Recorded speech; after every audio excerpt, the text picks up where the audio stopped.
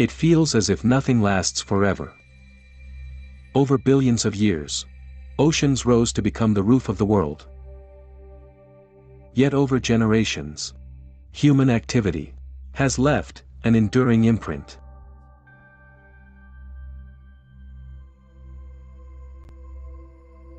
The Kham Pa Tibetans have survived. Among towering mountains and rushing rivers by their own. Their highland craftsmanship has been shaped and refined by time.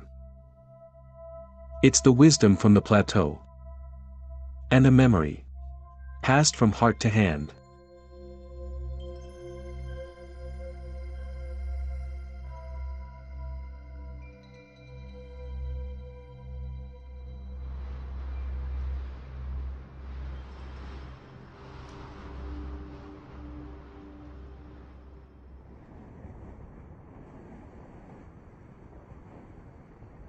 It's really hard to find it now. Everything's modernized, and things like this have become rare. I have to go door to door asking, and most people don't have it.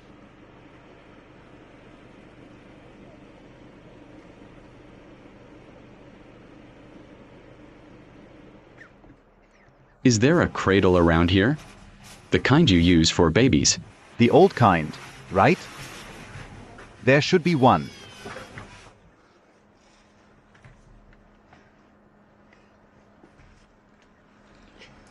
Okay, I'll put him on your back. On Mom's back. Mom's telling you to go, like this.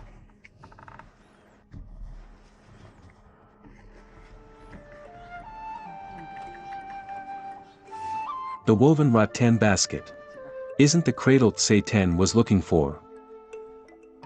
He's used to the cycle of hope and disappointment. At 26, he's been searching for pieces of his childhood.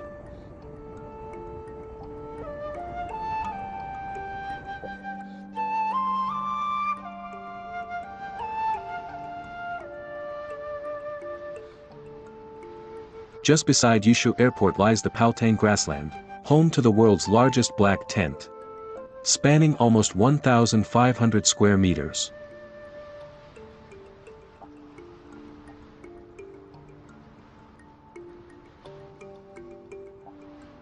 I'm in charge of managing the black tent here.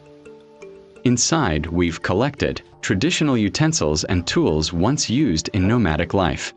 There are leather grain sacks, yak butter churns, and bags for storing tsampa. A lot of these are things I used as a kid.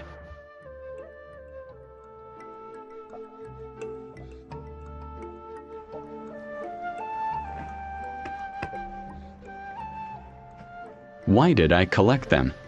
Because of my uncle. He helped me realize how much of our culture has already been lost.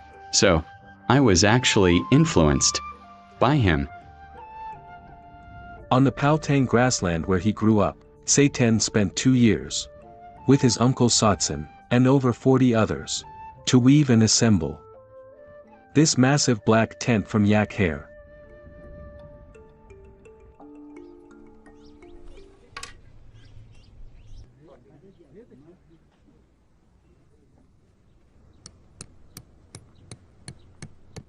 I've lived in black tents ever since I was little.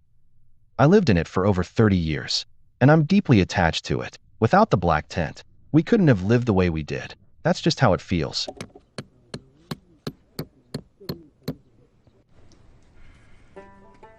The black tent is a mobile home for herders. No one knows exactly how far back its history goes.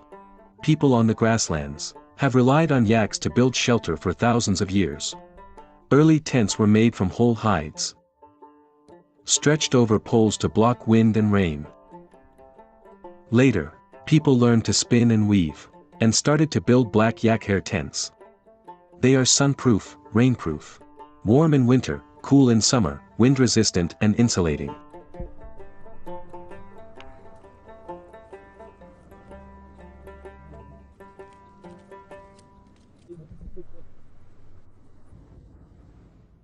To make a black tent, the thickest yak hairs are woven into coarse blankets, then stitched together piece by piece.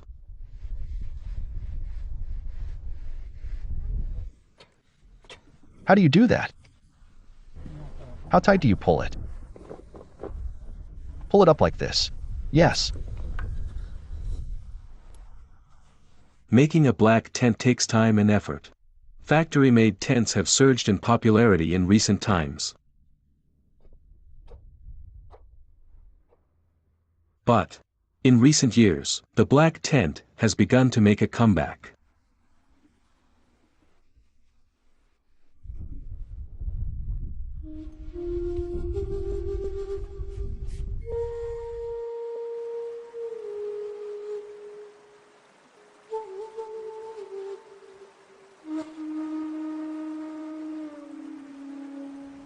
That's it. That's it. That's the cradle I mentioned. More Tibetans live in cities now, and cradles like this are rare. We grew up in them. Yes. I feel attached to them, so I want to find one that can be displayed to show people that Tibetans once lived with such things. Few people know that now. I searched all over and finally found you. Yeah. I just really hope you'll make sure I get this. I can give you 200 yuan. If it's truly useful to you, then take it. Okay. Thank you. So I'll pay you and you'll give it to me. No need to pay. I insist. No need. Here's the money. Okay. Please get the cradle for me. I'll go get it. Okay.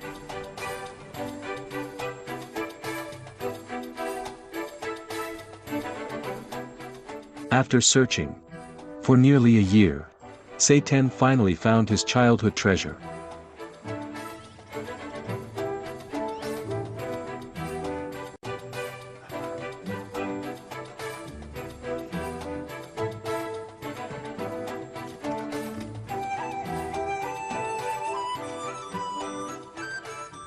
When I was little, I was brought up in a cradle, just like this.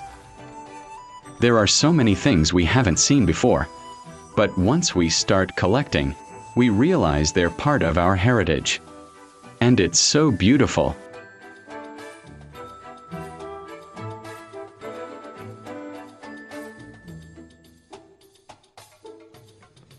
In the past 2 years, I've made over 300 black tents. They're the soul of the Tibetan people. I want to bring the black tent to all of China and the world. I want to highlight it.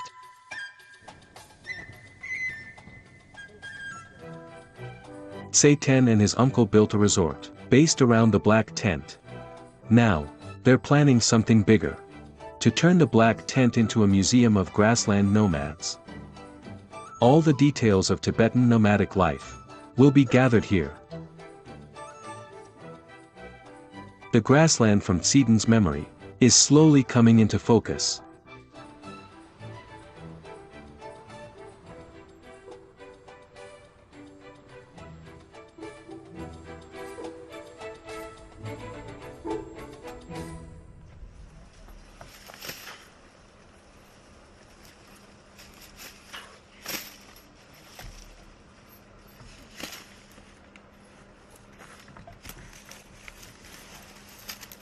This plant is called zo in Tibetan. It's not rare.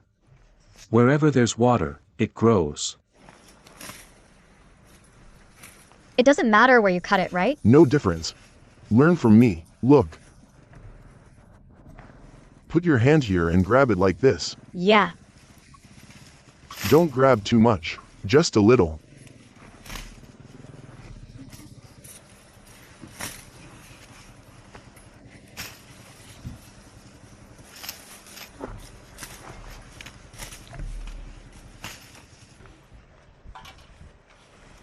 Bazong is still on summer break. In fair weather. She hikes the mountain with her grandfather.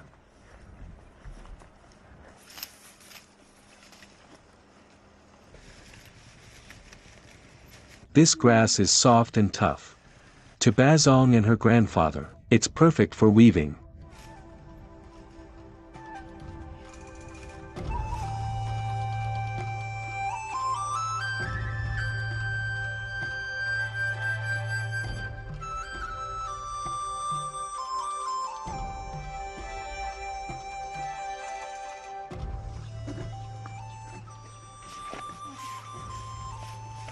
After over 3 months of sun drying, it's ready to be used.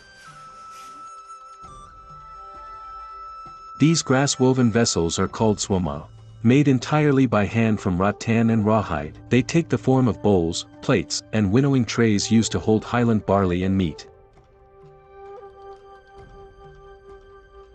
Being waterproof and rot-resistant, they have been used for thousands of years by Tibetans.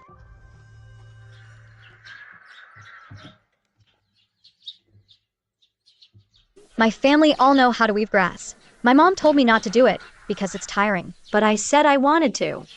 When they were weaving, I watched and felt it was really fun.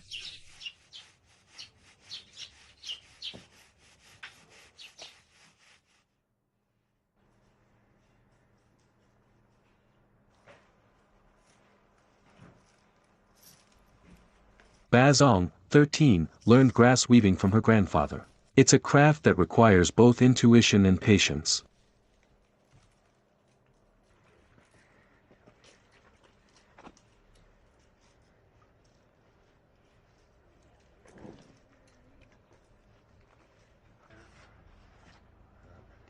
Once the hair is removed, a sickle is used to scrape off the fine surface fibers, giving the leather cord a smoother finish. Here. Hold it here.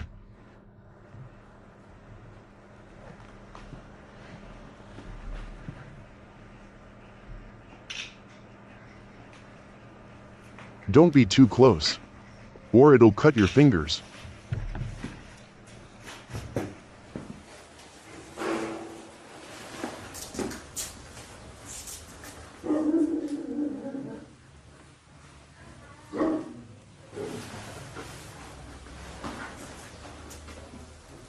Woven and fixed by leather cords. The rattan is coiled and pressed, in a set pattern. Each movement requires the right strength and direction. From making the cords to weaving them, Bazong learns quickly.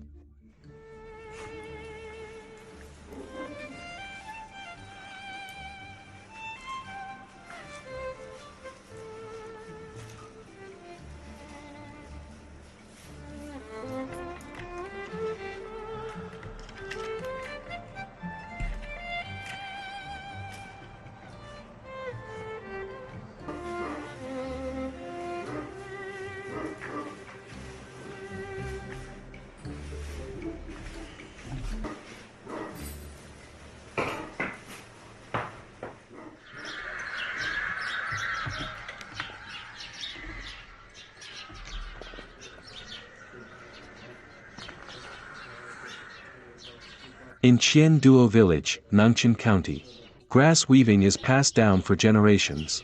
Bazong's grandfather is the third generation.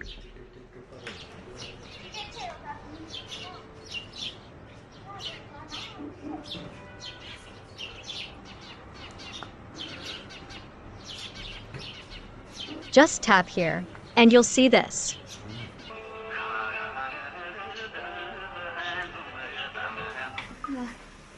Now you can. What did she say? Choing Pamo wants you to send her a voice message. Send a voice message to Choing Pamo? What should I say? Just ask what she's doing. Choing Pamo. What are you doing? Where are you? Choing Pamo. What are you doing?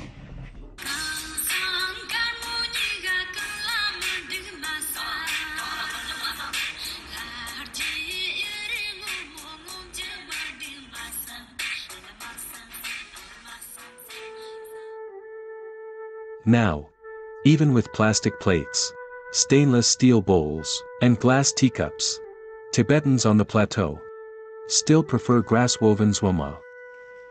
They carry the warmth of Kham Pa craftsmanship and the flavor of the Qinghai Shizang Plateau. I want to keep what Grandpa gave me and pass it down. I don't want it to end with me.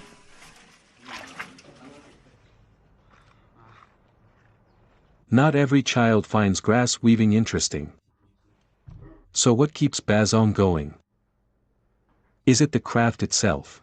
Or the closeness with her grandfather?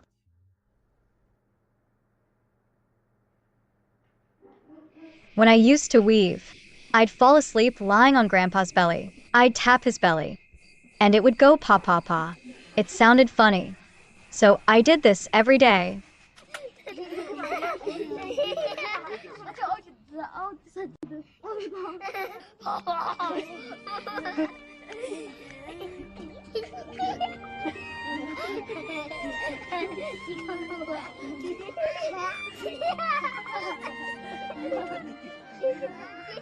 Drop the handkerchief. Gently place it behind the little one. Don't let them know. Hurry, catch them now.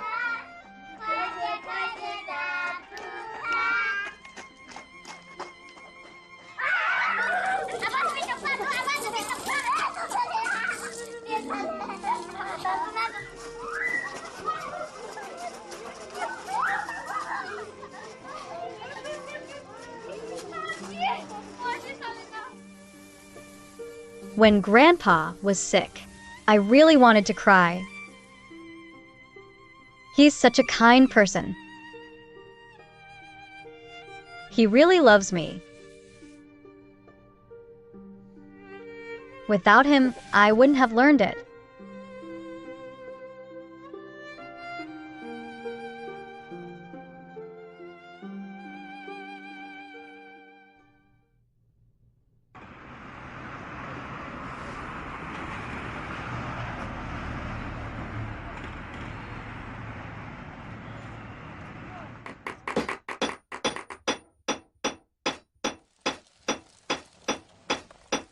Just 1 week after cataract surgery, Lungtok Rangil ignored the doctor's advice and returned to the workshop in the backyard.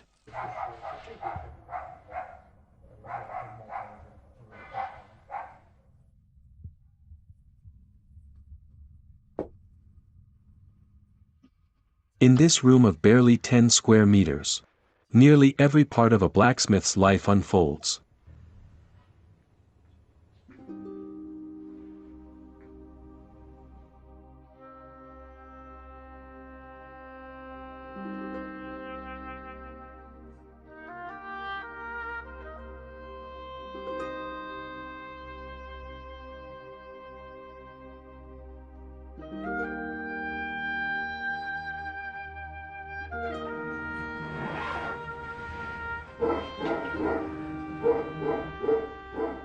Before 10, Lungtok Rangil began learning knife forging from his family.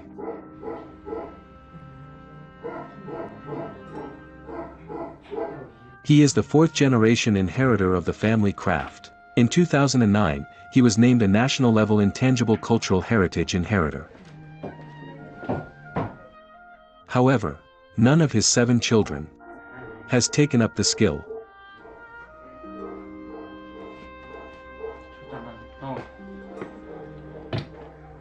Like grass weaving, the Tibetan knife is the most practical tool for people on the plateau.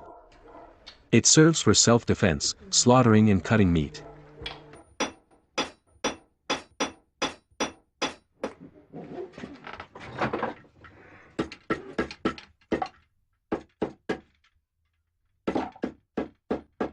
To support his 7 children through school, Lungtok Rangil lived modestly and rarely stepped outside the workshop. Forging became the entirety of his life. Day after day, year after year, his craftsmanship reached a level of mastery.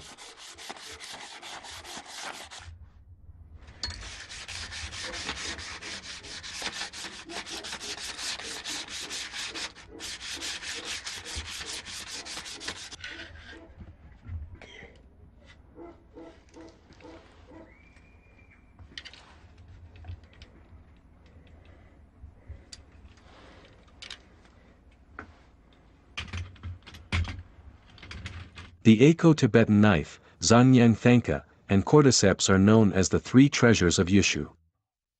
With ornate appearance and distinctive technique, these knives are often decorated with gold, silver, agate, turquoise, and even sharkskin. What makes the Eco-Tibetan knife famous and valuable is the craftsmanship of its makers. Gold and silver blend seamlessly into the blade.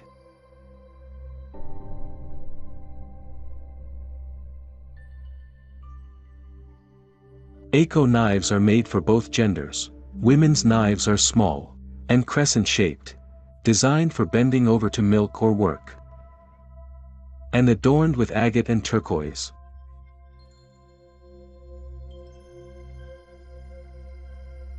Men's knives are straight, interlaced with gold and silver and extremely sharp.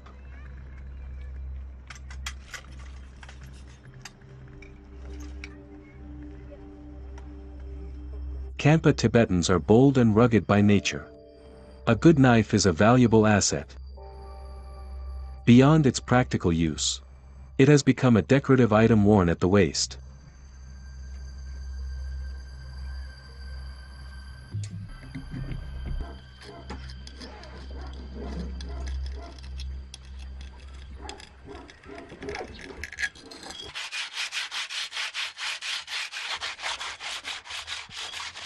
Now, there are new ways of making Tibetan knives, and many different styles too.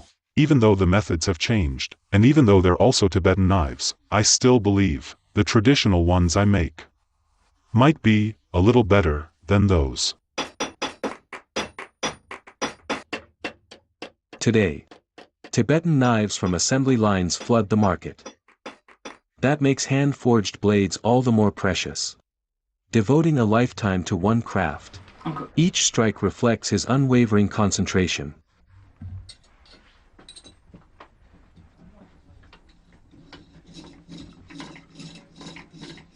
Lungtak Rangil has passed his forging skills to many apprentices, but his greatest regret is that his children have never taken an interest.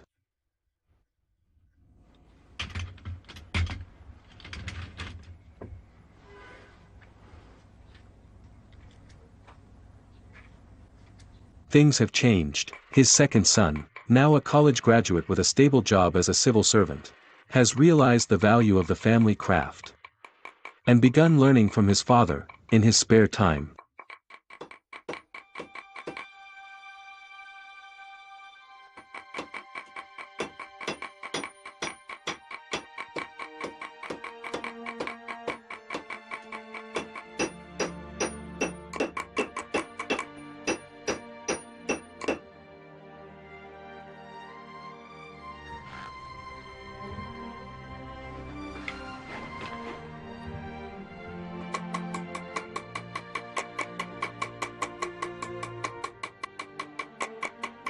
You should start by carving the long's head. Just like this.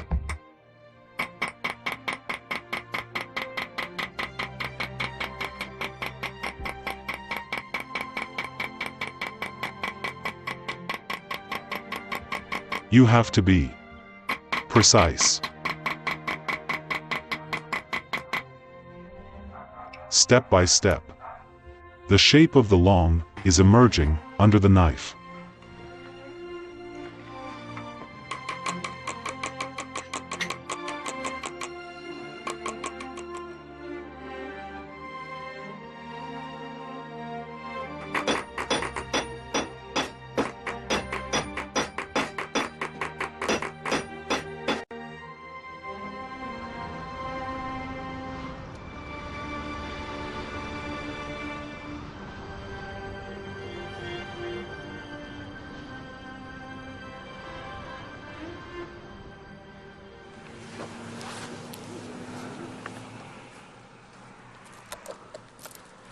The distinct geography and nomadic way of life have shaped a unique Kham Pa Tibetan attire culture in Sanjianyuan.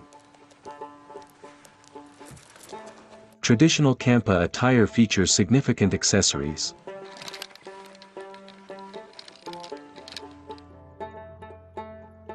Beyond the knife at the waist, women's belts are adorned with ornate decorations, Odd-numbered pieces of amber are worn in the hair to symbolize good fortune.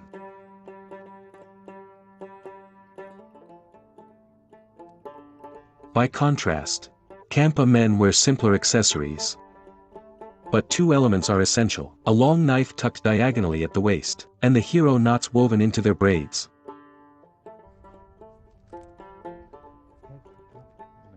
Braiding red or black silk thread into the hair. At the crown is a distinctive adornment for Kham Pa men, known as the hero knot. Legend has it that Kham Pa warriors once wound yak hair and steel wire around their heads to protect against blades.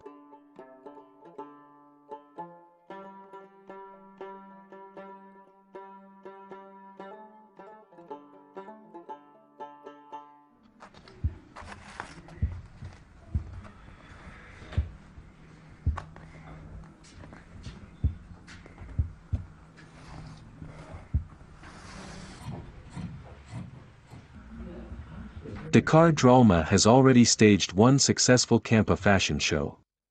But each new show brings fresh challenges. She hopes each one will be different and leave a striking impression.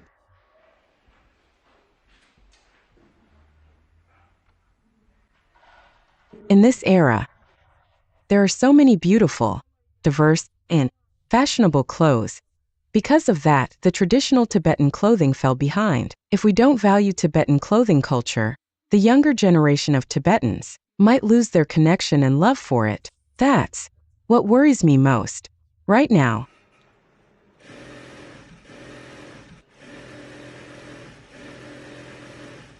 She founded a clothing company to teach more young people to make Tibetan clothes. It's something she's been committed to for years. Since my great-grandfather, my family has been making Tibetan clothes. When it came to my mom, that was already the third generation. For my generation, I also have a special passion for Tibetan clothes. Can I put it in your car? It's full. Take those people with you. At the age of 7, Dakar Dralma watched her mother make clothes and decided she wanted to become a tailor. Now, she prefers to be called a designer. What if we add a border here? Would it look better? Okay. A border at the hem might make it more elegant. Like this.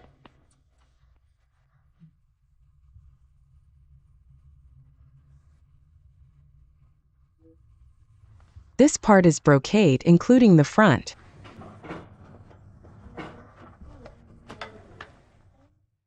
Building on the techniques of traditional Tibetan clothing, she delves into the cultural and historical meanings woven into each pattern, focusing on colors and materials. Her designs are more fitted and aligned with modern aesthetics. Come on over here. This looks nice. It's brocade. We should both put it on to see who looks better in it. No belt? I don't think so. Just hold it for now. You might look better in the yellow one. Goodbye. Wishing you a long life.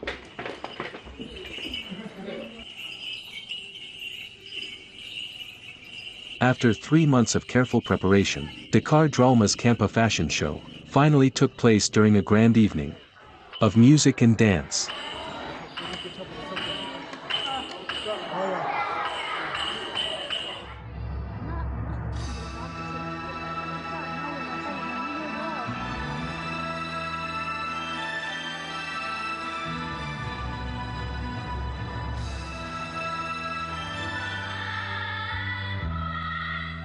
She used the format of a modern runway to showcase the beauty of Kham Pa clothing. Her hope is that more and more shows like this will spark curiosity and admiration.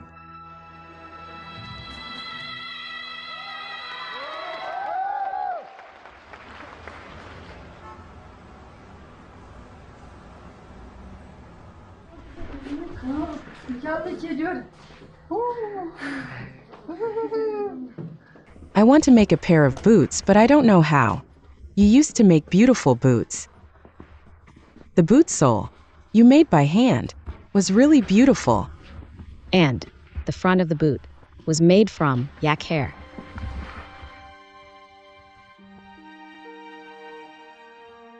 Her mother doesn't care whether the show succeeds, or whether she has talent or inspiration, as a fashion designer. She always asks the same questions. Did you eat well? Did you sleep well? Are you tired from work?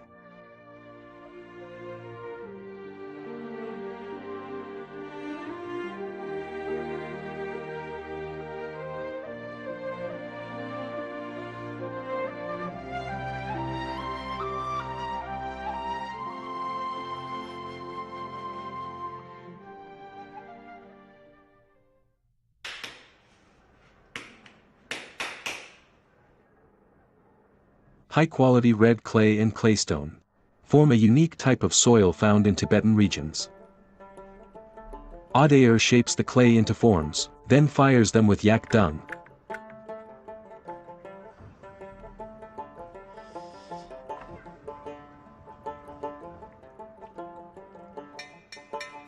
After about 10 days, a Tibetan black pottery piece, hard as porcelain, begins to take shape.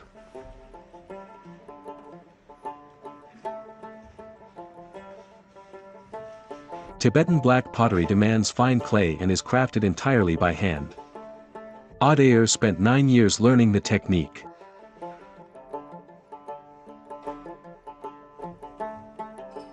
Tibetan black pottery can sell for over 10,000 yuan as art. Even ordinary household pieces often go for 1 or 2,000. Adair earns a good living from it. But that is not what he cares about most.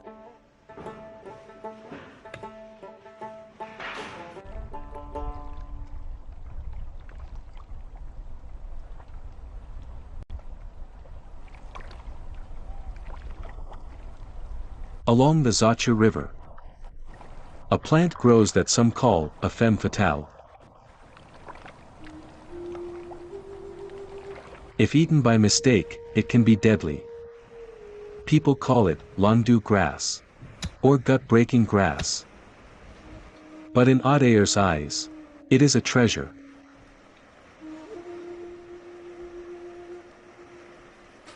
Herders on the grassland dislike it, because its presence signals that the pasture is degrading. In recent years, it has become increasingly rare. The kind Adair needs must have grown for at least 20 years.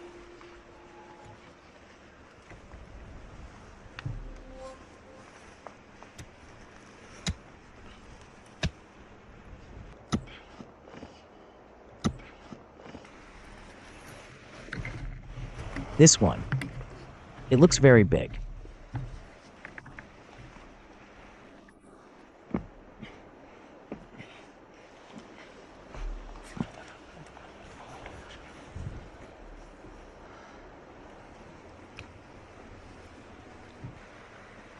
It's very good. It's thicker.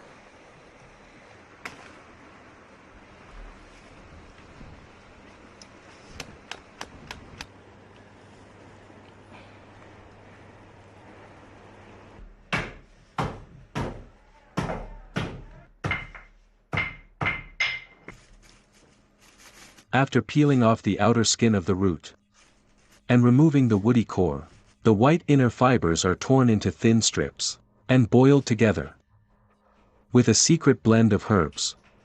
This method helps control the toxicity.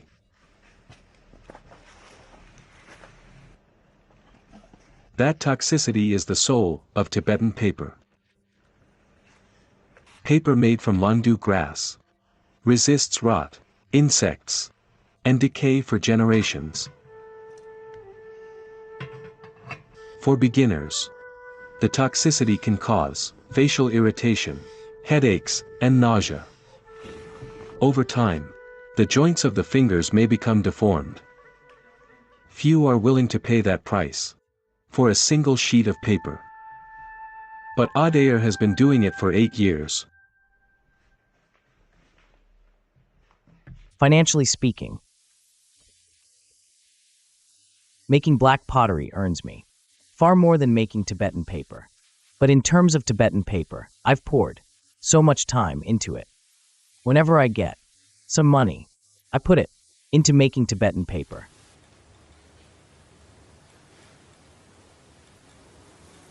Sometimes, the boiled landu is mixed with dyeing herbs and powdered minerals, then pounded in a yak butter churn before being blended with water.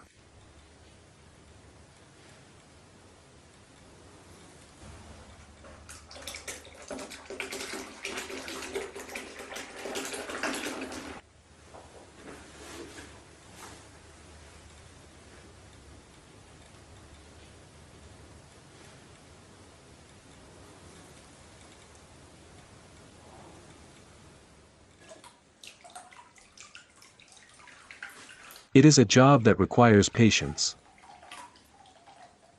Adair is not only bold and rugged, he is also meticulous and deeply focused.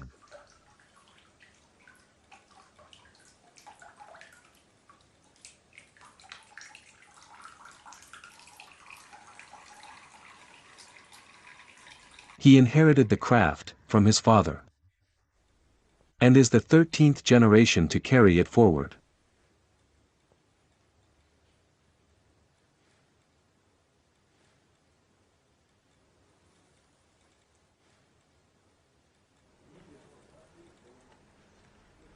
With enough sunlight. After 4 hours of drying, a sheet of traditional handmade Tibetan paper is ready.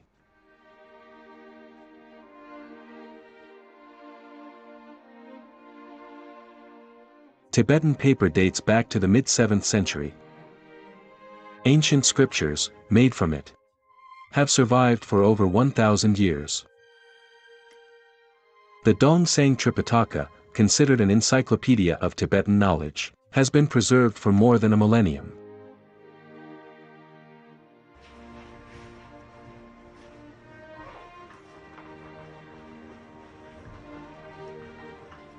In Tibetan regions, writing is often done with hard-tipped pens. These pens give Tibetan script its distinctive spirit.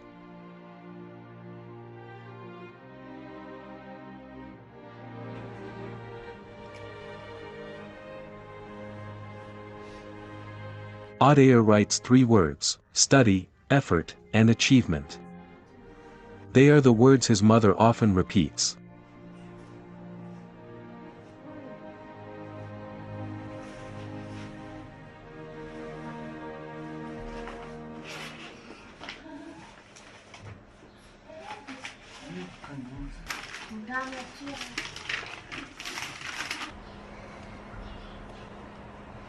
Ga. Ga. Say it, as you write. You've got such good handwriting. Your teacher will say, Kelsang Naima is a good kid.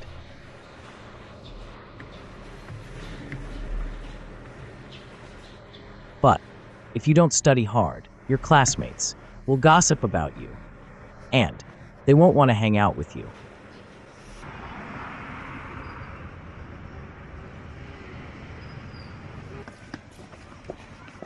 Don't touch that.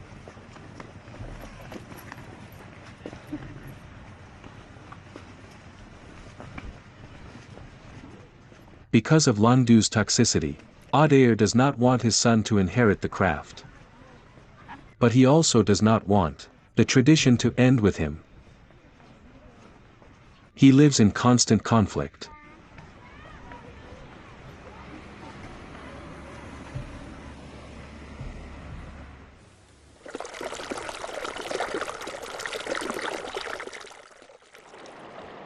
Folk songs aren't composed. They're completely free, without fixed melodies, passed down from generation to generation. In recent years, Pema Yanchal has been searching. She goes to the grasslands where she once lived, and to the villages deep in the plateau. What she seeks are the songs she can't stop thinking about.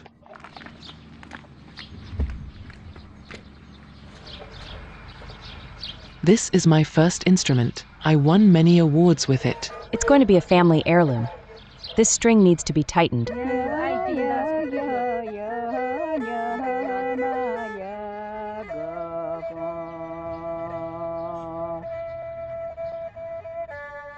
Growing up near the source of the Yangtze River, Pema Yanchal has long carried a bold ambition. She wants to preserve the oldest folk songs she has ever heard.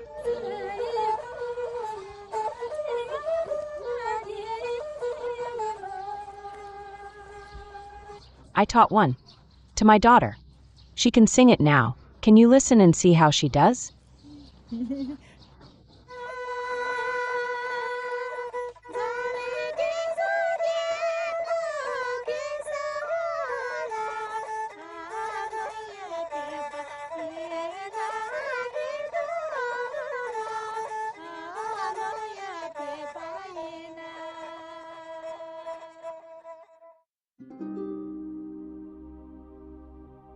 The folk songs of San Jiangyuan arise from the moment, inspired by the land. They sing of mountains, rivers, and home. They sing of love, longing, and heroes.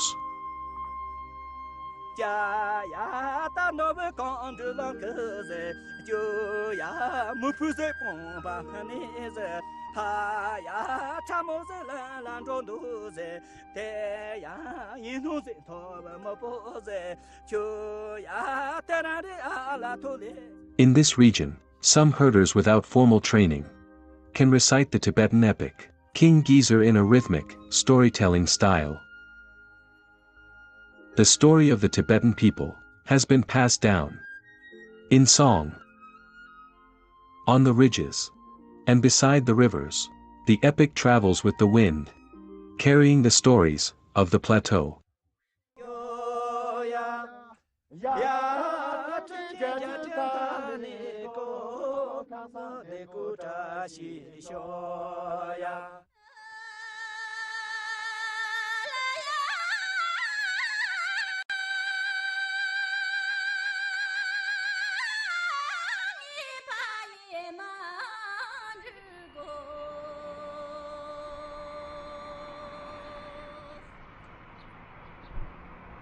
Let the breath out from your mouth.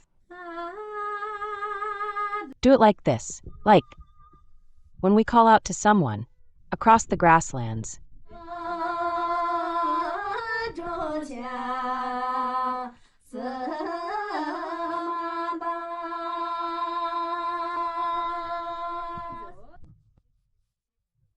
Pema Yanchal is a pillar of the Yushu Prefecture song and dance troupe. In recent years, she has brought the most original folk songs of San Jiangyuan to audiences across China. From stage performers to casual voices, she teaches with patience.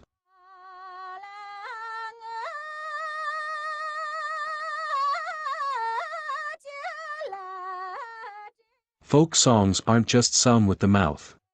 They come from joyful childhoods, the love between family members, and the warmth of memory.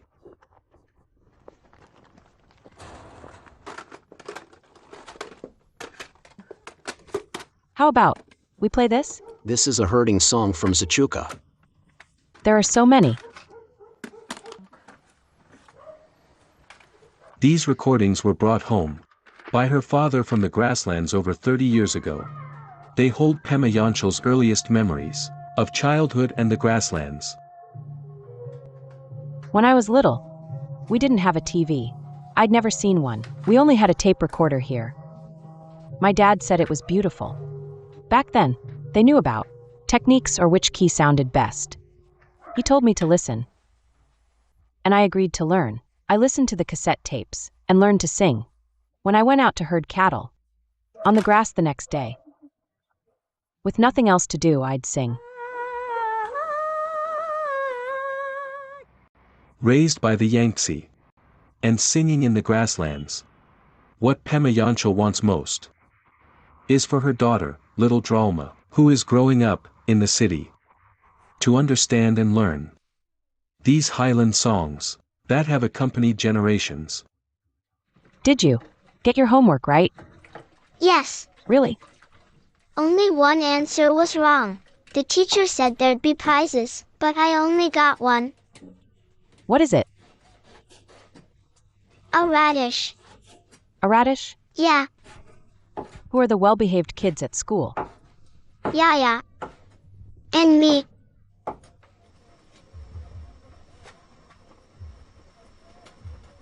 Do it like this. Make it flat. Hold it like this. Press it flat like this.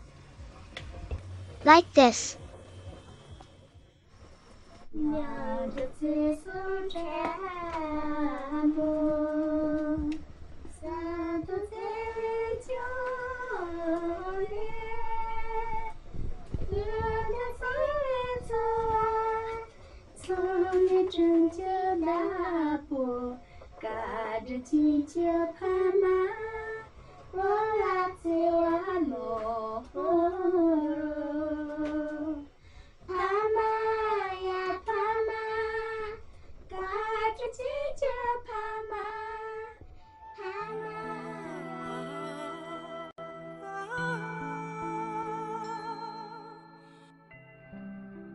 Water and fire. Earth and wind. From the grasslands, and back to the grasslands. Grandfather and granddaughter, mother and daughter, teacher and students. The hands of craftsmen are connected to this land. Affection, dependence, and longing have turned centuries of craftsmanship into a deeply held memory for the people on the plateau. Therefore, it has long surpassed technique and artistry. It is a warm and heartfelt current of life and legacy flowing through this river source land.